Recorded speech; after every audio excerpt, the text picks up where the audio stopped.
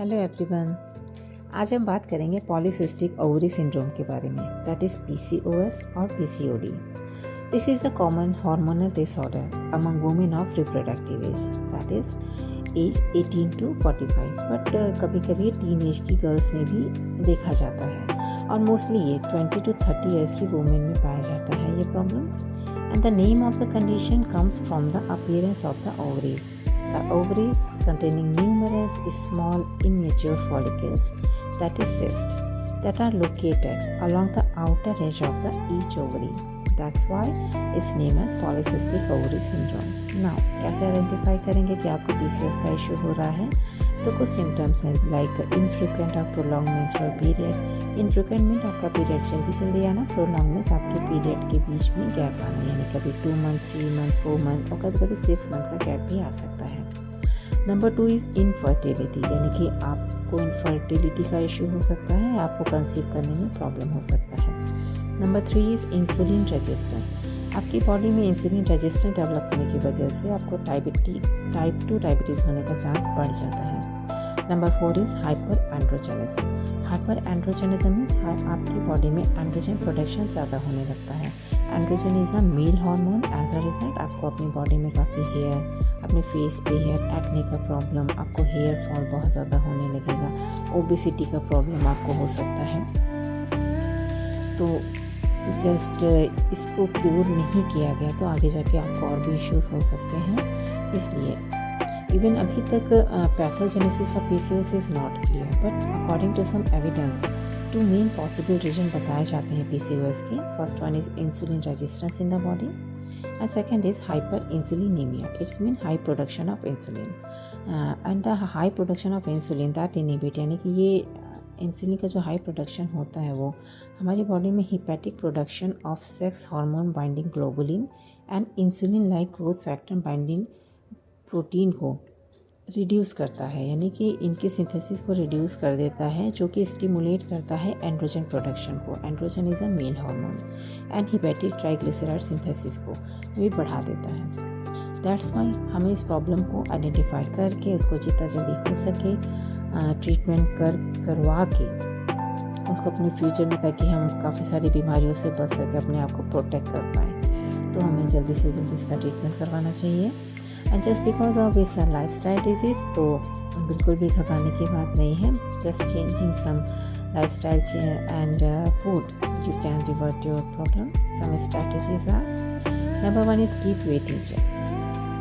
If you are obese, then focus to reduce your weight by diet, exercise, yoga, meditation. Number 2 is consider dietary changes. Hyper calorie diet, it means आपको reduce करना रहेगा अपनी calorie intake और साथ ही साथ आपको लो carbohydrate diet पे जाना होगा जिसमें हाई फाइबर होगा और that will be enriched with mono unsaturated fatty acid.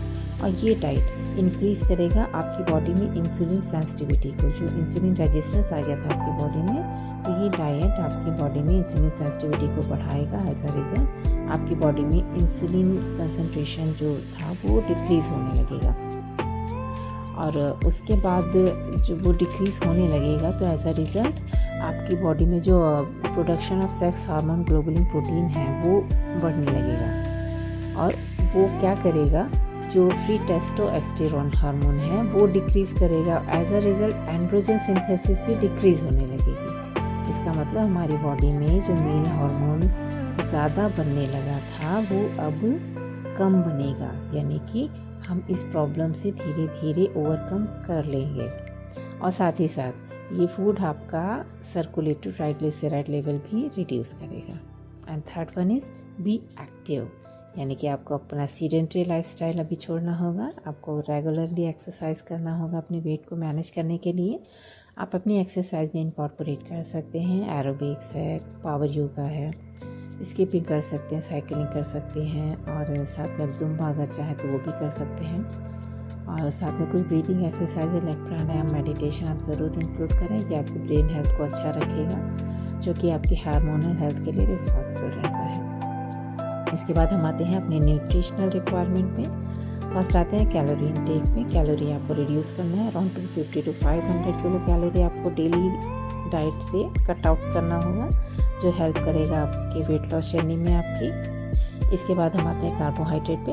Around 45% of the total calorie आपको लेना है कार्बोहाइड्रेट, यानी कि कार्बोहाइड्रेट इंटेक आपका कम हो जाएगा।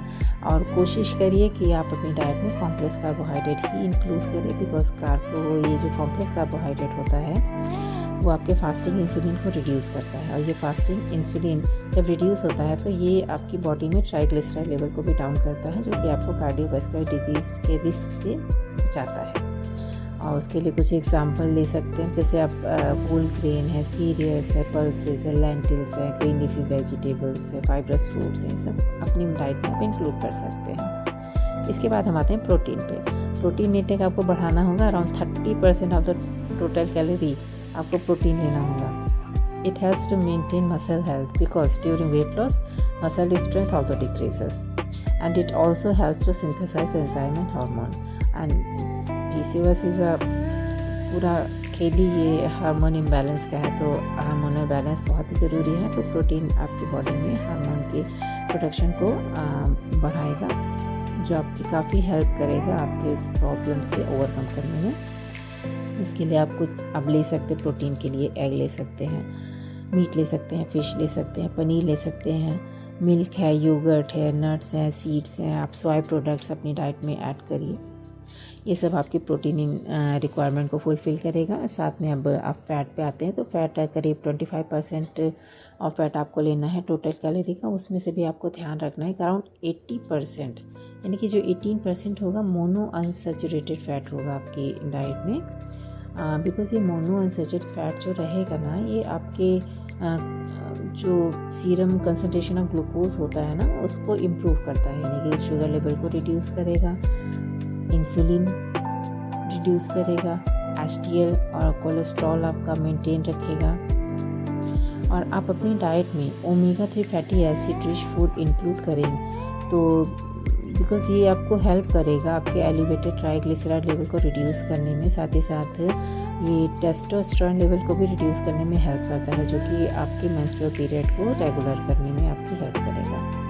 तो इसके लिए आप इंक्लूड कर सकते हैं अपनी डाइट में, लाइक पीनट है, पीनट ऑयल है, ऑलिव्स हैं, ऑलिव ऑयल है, सीसम सीड्स हैं, सीसम ऑयल है, flax seed, almond, mustard oil, walnuts etcetera. ये सब आप अपनी डाइट में ज़रूर इंक्लूड करें। ये आपकी डाइट में ये mono unsaturated fatty acid rich food होते हैं, जो फुलफ़िल करेंगे आपकी बॉडी में फैट की रिक्वायरमेंट को। इसके बाद हम आते हैं फाइबर पे।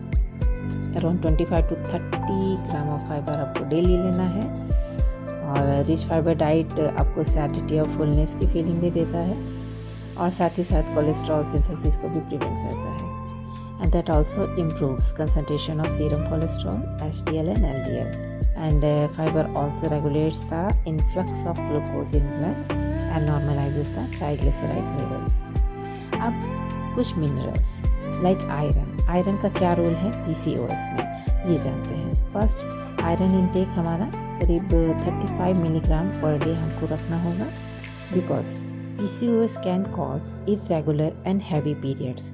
Just because of that body में आयरन डिफिशियंसी हो जाती है, that is anaemia, and that shows some symptoms like fatigue, weakness and paleness, shortening of breath etcetera.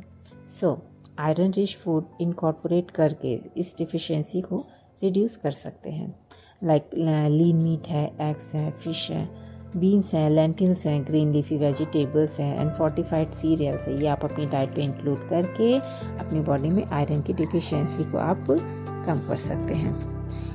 अब फॉलिक एसिड का क्या रोल है PCOS में? फॉलिक एसिड मतलब B9, that is folate. This is essential for regulating ovulation and improving the chances of conception, यानी कि आपकी pregnancy के चांसेस को ये बढ़ा देता है। तो B9 आप ज़रूर इंक्लूड करें, यानी फॉलिक एसिड। और sources like green leafy vegetables हैं, बीन्स हैं, लेग्यूम्स हैं, फोर्टिफाइड सीरियल्स हैं, और काफ़ी सारे फ्रूट्स हैं लाइक ऑरेंजेस हैं, बनाना है। ये सब अपनी डाइट में आप इंक्लूड करें।